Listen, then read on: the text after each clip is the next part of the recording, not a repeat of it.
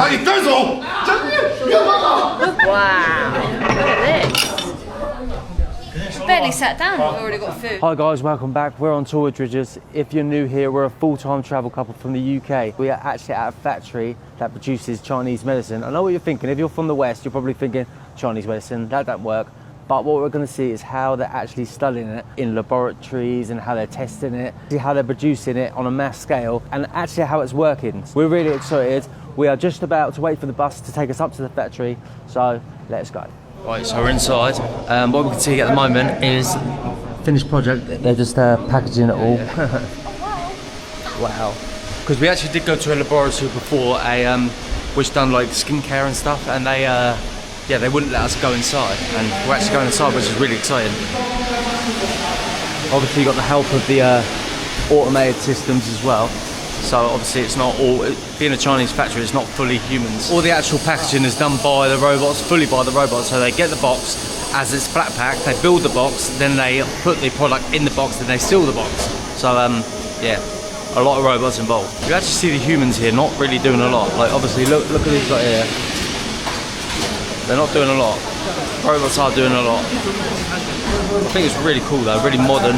So it's like a full product line. So it's basically it's a conveyor belt of the product starts at one end, goes through a conveyor belt, and there's different stages. Like in when we've seen car manufacturing in the past, there's different stages what they go through. So every stage is like a pit stop, and they've got their own little jobs. And by the end of the product line, then you finally get the finished product. So this product is actually for pregnant women, so it's friendly because obviously pregnant women can't take like many tablets, and you can drink it. So it is actually a really big actual site. It's 170,000 square meters. So in this part, they get a big bowl of the mixture for the medicine or whatever, and then they boil it down and it turns it into like obviously these little tiny almost like tablet stuff, and they go into tea and they produce 720,000 of them a day. So it's a continuous product, so it goes from here to here, then it goes downstairs. So yeah, it's constantly moving, like I said, like a conveyor belt, always moving, and that's why they produce so many thousands per day. It's like a mass production of tablets each day. So in this part, they're monitoring and analysing it. So every step of the way, they want to monitor it, analyse it, review it.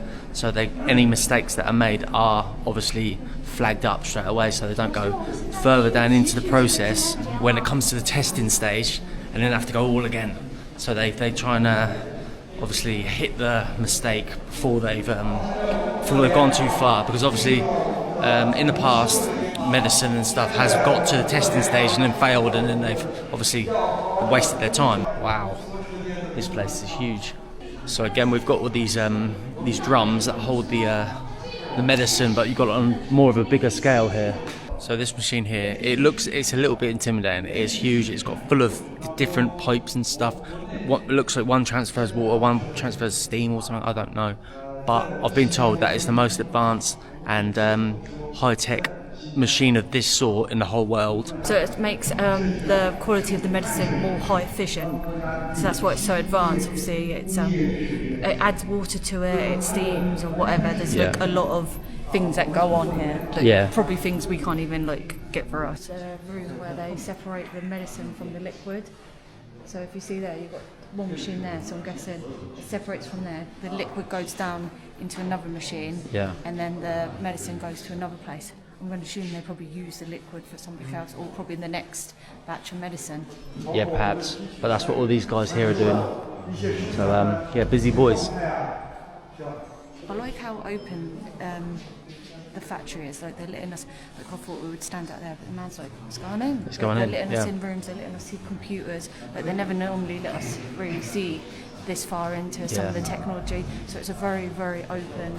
And not hiding anything, it's quite cool. Yeah, normally like data protection, they're like, okay, don't film the screens, blur the screens out. We're not going to have that. But like we found in China, like obviously where we've been there a long time, we found that a lot of the factories are very open, and they just want to share what they're doing, and hopefully people from the West can see and get a little bit jealous. And you put that in tea? In tea, yeah.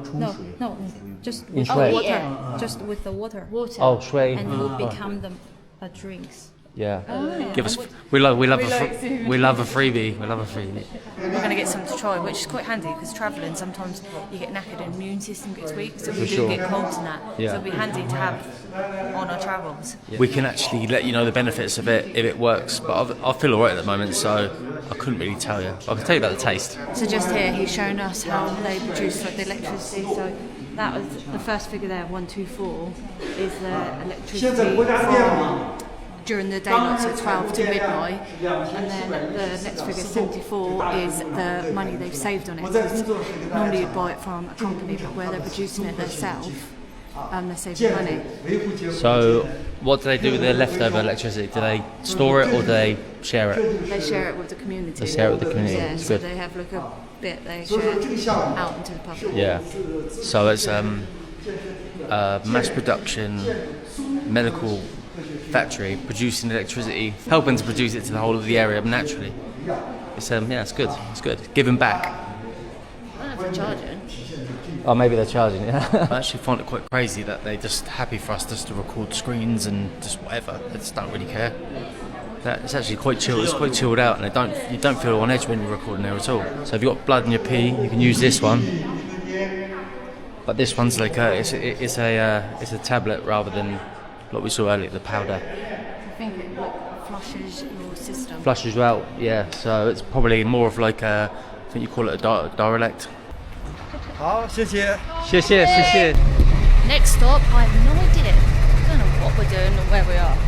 Hopefully something interesting. We have come to Bossiran, so they specialise in horticultural machinery, like farmland machinery, you know, like harvesting crops and cutting things and all sorts of horticultural stuff. But we are going to find out a little bit more, so I can stop blabbering on about stuff I don't really have a clue about and let some professionals actually give me some advice to share with you. So we're just entering the showroom. We are going to see some of these machines, and already they look very impressive. So this big beast of a machine is a cotton picking machine, and they just said we can go inside to have a look as well. So let's have a good look outside. It's quite intimidating actually. You look at it. Takes the cotton and then stores it in the back. They're exporting these machines to different countries. Obviously it's produced here in China, but it's probably in various countries all over the world. This is made for a man. Yeah, bit of adventure. Wow, this is so cool. This is actually bigger than you think up here. So it's got 2 seats for 2 people. Got myself a little steering wheel there. So this is me farming it. How nice is this though? It's actually like quite roomy. We've got a little computer here. Imagine it's just outside farming, like chilled out. Picking your cotton. Yeah, it's well smart. Yeah, it's cool. This is a beast of a machine. So like here we've got the steering wheel, we've got some brakes and that, but it's like really, wow, there's 2 people in it. How roomy is this? So the difference between this one and this one is the first one just picks the cotton, the raw cotton, and this one, it packages it, so it ends up like this and this, so they can ship it straight away. Is Ponty meant to be up there? You're standing on the roof. Oh, I don't know, he does all sorts of things. Oh, and by the way, these machines are actually the best in the world, I've been told, but obviously that is the company telling us, so yeah, at the moment they're the best, as far as I know, on cotton picking machines, they're the best in the world. That's quite cool though, because back in the old ages, as we know, it was slave labour. Slave labour, yeah, exactly. Yeah, you're talking maybe 80 years ago, it used to be humans doing this job, and now it's machines like this, and absolutely amazing machines. This is what I mean about number 1 in the world. They've all got the champions. Ponty, that man just doesn't care. He doesn't care. So this is the raw cotton. It's actually still got the bits, and it hasn't been like cleaned and all that stuff yet. So it's unprepared cotton. This one can do 98 acres every day, and this one can do more. It can do 168 acres every day. So this machine is not cheap. It costs 4 million RMB. But if you think about it, it's actually obviously taking a lot of jobs over. So in theory, 4 million RMB well spent. Like attachment that does the grain and that does like 18 kilograms per second. That's mental. And then this machine here, that weird scary bit there, is actually for the leaves that's left over after, and it breaks it all down and feed it to the animals. Oh, right, okay, so they can use it. Yeah, it's the thing I find with China, they make the most out of everything. Yeah. Like with animals, like eating animals, they eat the feet and all that, like they don't waste There's no waste. anything. And they find a way to use it and recycle it and make money. Yeah, that's the thing. When you've got a big population like China have, and obviously China years ago was a poor country, but now they're not a poor country. They've always had the mentality to use everything, use every resource, and yeah, that's why they do eat chicken feet and they eat duck heads and all that stuff, because it's using using the most out of what they've got. And it's the same with their agricultural stuff as well. They're using everything, and obviously they have got a lot of livestock to feed as well, so need to be enough food for all the people and all the livestock, so there's no point wasting things. You think, how did you do farming on a mass scale before this technology? It's probably changed everything really. So the flags above are all the countries they cooperate with. So I do see England, well, United Kingdom, and so not all the countries they have the actual machines with them, but they do share the technology with that country, and maybe they manufacture their own machines based on that technology. We are actually in the factory now. Obviously, it is very quiet. It is lunchtime, and everyone's on lunch. Sod's law. They've told us that they can make a machine, like these really advanced machines that you've seen, in only 2.5 hours to make a machine, which is absolutely mind-blowing, to be honest.